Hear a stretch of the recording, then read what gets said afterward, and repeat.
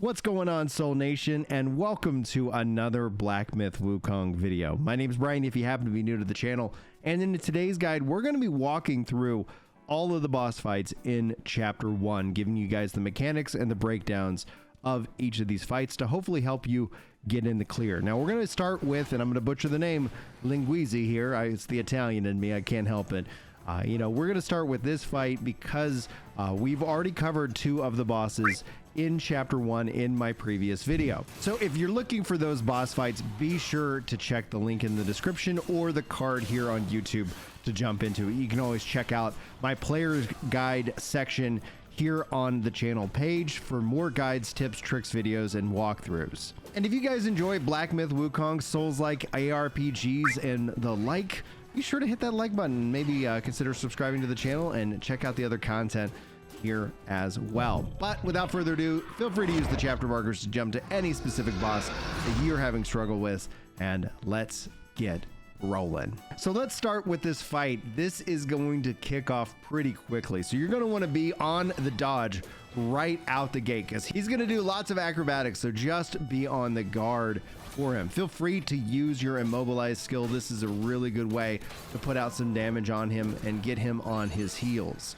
Also, I do enjoy switching over to red tides. It doesn't do a lot of damage, but what this does is it gives you an extra life bar, allowing you to chip away at the boss without having to essentially spend your potions early on in the fight. Now, roughly when you get him to around 40%, he's going to start jumping to the various different rooftops, and just keep an eye out on him because he's going to try to do a big body slam and take you out. Now, watch for his mouth. He's going to open it wide and follow it up with a big uppercut and a big downward slam. So he's going to start dashing around you in a circle. He's going to follow that up with a big old cleave.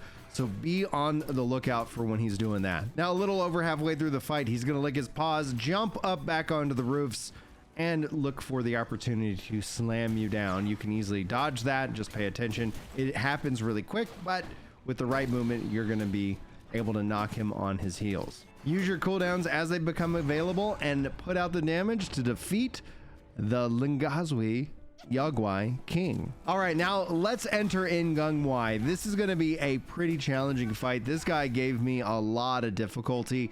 He's got a lot of things working in his favor. He'll put out various different ads that will try and poison you. So if you guys remember the section leading up to him, pay attention because that poison can wear you out. You're going to want to be able to immobilize him as best you can. Get that thing off cooldown so that way you can put out as much damage. And he does a lot of jumping around, followed by some poison breath and a kind of an AoE blast. This is a good time to switch to red tide. This is going to allow you to put out a lot of damage. If you get lucky, you might even stun lock him to be able to put out an increasing and an impressive amount of damage. Now, one of his most annoying abilities is he'll open up with several different serpents that are around the arena and will constantly be putting out damage on you. You're gonna have to pay attention to them as well.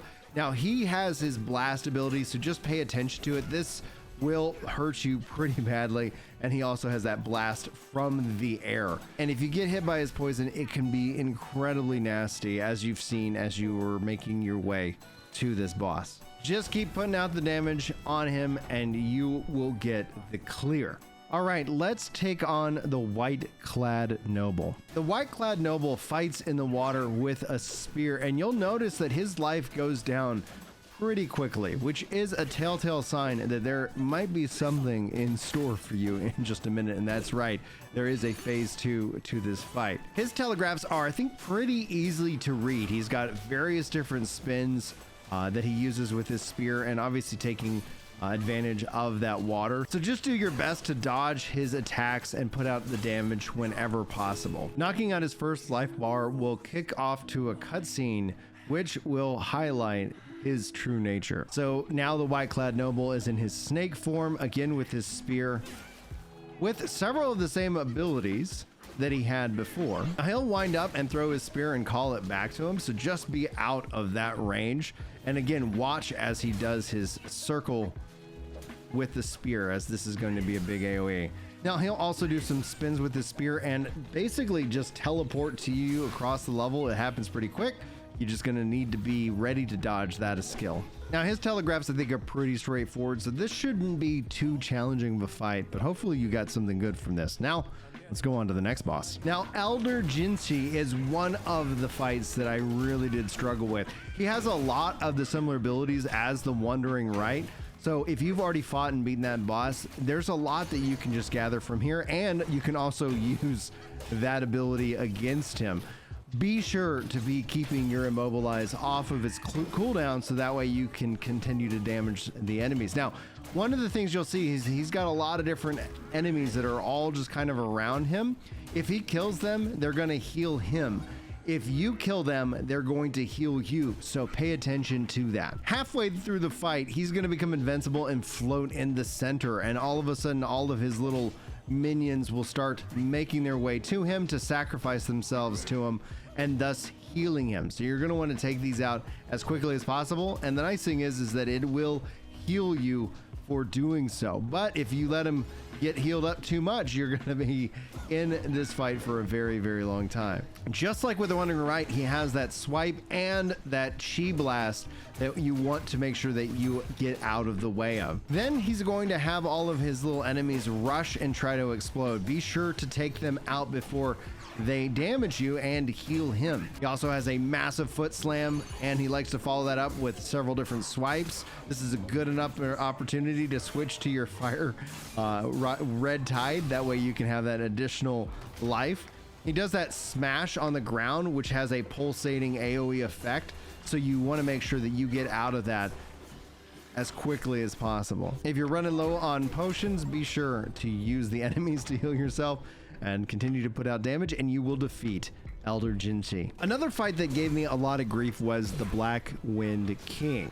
He has a lot of agility, and you're going to have to watch and pay attention to his moves, not only with his spear with those giant cleaves, but he will occasionally shift into wind form and jump around the room. And if you let him hit you, it will do some serious damage. And eventually he's going to conclude that whole series with kind of a giant center attack. And that's where you're going to want to reopen yourself back into. Now he'll plant his spear and he'll do a big old face kick, followed up by a nice big body slam. If you see him chugging his potion, you know, he's gonna bring a lot of fire damage your way. Use Immobilize on him to be able to freeze him, especially mid of one of his attacks will be really well done. You won't be able to do anything to him while he's in the wind form, so just keep dodging and wait for him to return back to the center of the level. He'll do a lot of different teleports, again using that wind to his advantage, so just pay attention and be ready to dodge out of the way. If you find yourself on fire, be sure to do some dodge rolls to be able to put the fire out. Continue to put out the damage. You've seen his mechanics and get the win.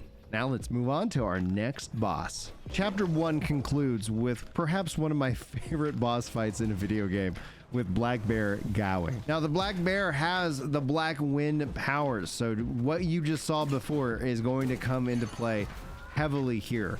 He's also incredibly agile for being such a giant boss, and he's got his slam and his belly back butt slam that he will jump and sit on you, so just pay attention for when he's jumping into the air.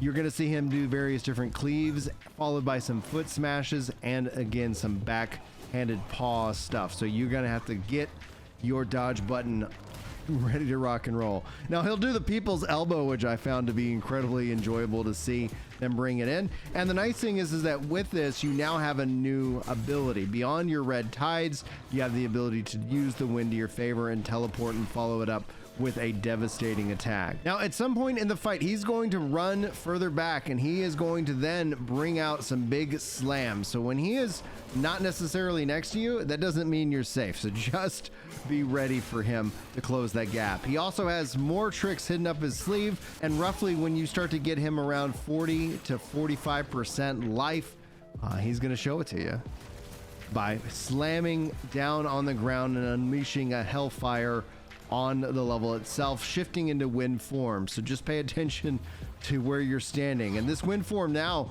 also has a element of fire to it, so you're fighting the fire and the black wind together.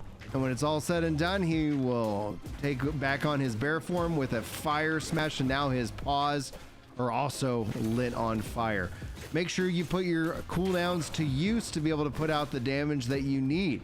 And using that wind ability is a really great way of knocking him on his butt, which will allow you to put out more damage unencumbered by his various different smashes. He's going to follow all this up with a lot of fierce attacks in succession, so try to put out damage when you can, but survivability is the name of the game with this fight.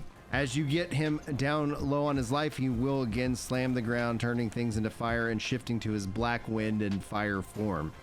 Just continue to dodge, make sure you don't stand in any danger, and you got this. If your immobilized has come off cooldown, this is a really good opportunity, especially as he gets low on life, to get that last bit of damage out. And congratulations, you have now defeated Black Bear Guai, and you have now finished chapter 1.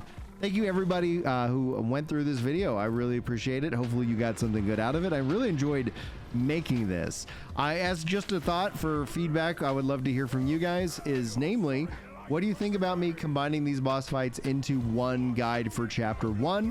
I'm thinking about doing the same thing for chapter 2, but I like to hear your thoughts. Do you like it broken up by individual boss fights, which generally means shorter videos, or do the chapters really kind of help solve it? Love to hear your thoughts on that, like I said. And I want to thank all my channel members here for being so supportive, keeping the lights on and running. I appreciate you guys so much. Without further ado, guys, I hope I will see you in my next video. But until then, take care.